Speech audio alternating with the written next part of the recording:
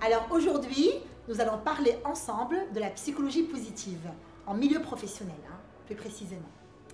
Alors, pourquoi parler de psychologie positive, on va dire? Ben, écoutez, c'est simple.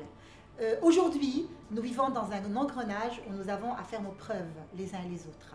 Donc, il y a beaucoup de challenges, beaucoup de défis, mais également, on est obligé un peu de travailler avec des personnes avec lesquelles nous ne partageons pas forcément, on va dire, le même état d'esprit ou schéma de pensée. Et puis, on aura aussi à se réaliser, à réaliser des objectifs, des fois pour lesquels nous n'avons même pas les ressources ou alors les moyens suffisants. Donc, il y a tout finalement pour avoir une psychologie à la limite plus ou moins négative. Alors, beaucoup de personnes, quand elles écoutent parler de psychologie positive, ben, elles mettent ça sur le compte des pensées, en se disant, non, c'est donc les pensées positives. C'est les pensées positives qui régénèrent la psychologie positive. Eh bien non, c'est pas ça. Ce n'est pas une question de pensée, mais c'est une question d'émotion, encore plus profond que les pensées. C'est comment stimuler des émotions positives en moi, et les mêmes émotions vont certainement sur place toucher mon psyché et donc développer une psychologie positive chez moi, et mieux encore, je vais commencer à la refléter et donc chez aussi mon entourage. Ben, les émotions positives qu'il s'agit de développer, c'est les émotions, on va dire, très spirituelles.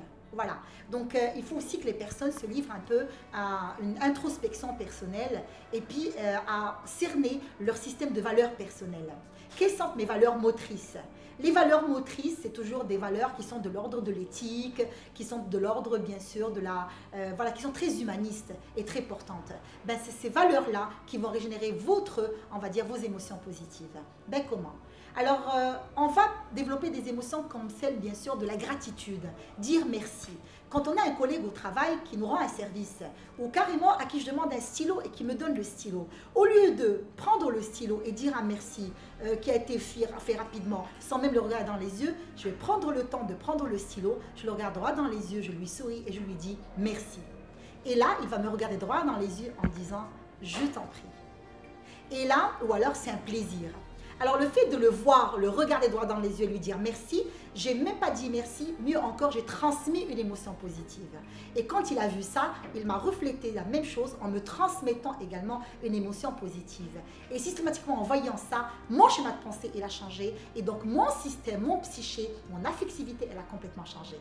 Dire merci et recevoir des merci, en prenant le temps de dire mes merci et en prenant le temps aussi d'écouter les merci des autres, ça me charge en émotions positives et ça systématiquement change mon psyché et ma psychologie positive. C'est très important. Le contentement. Quand je viens travailler le matin, je suis heureux, je suis content de voir mes collègues, de retrouver mon bureau, de retrouver mon travail. C'est normal, nous avons tous besoin de travailler, on est heureux de travailler, qu'on le veuille ou pas. Ben, des fois, un peu, on a une prise de tête, etc. Et on s'égare de ce sentiment. Mais vous êtes tous heureux de travailler parce que l'homme, par nature et de nature, il aime travailler, il aime être en mouvement.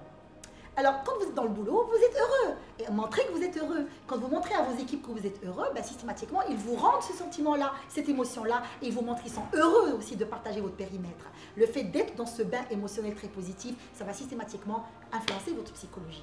Et deuxième point, excusez-moi, c'est plutôt la communication positive. C'est très important.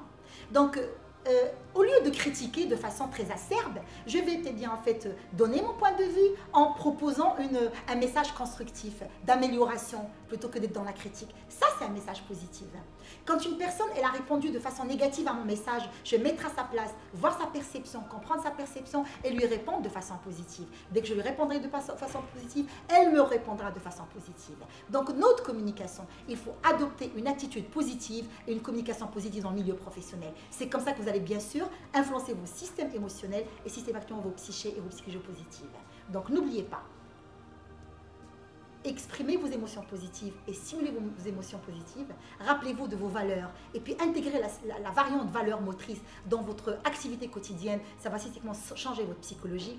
Et de deux, adoptez une communication négative. N'oubliez pas, essayez et vous allez voir.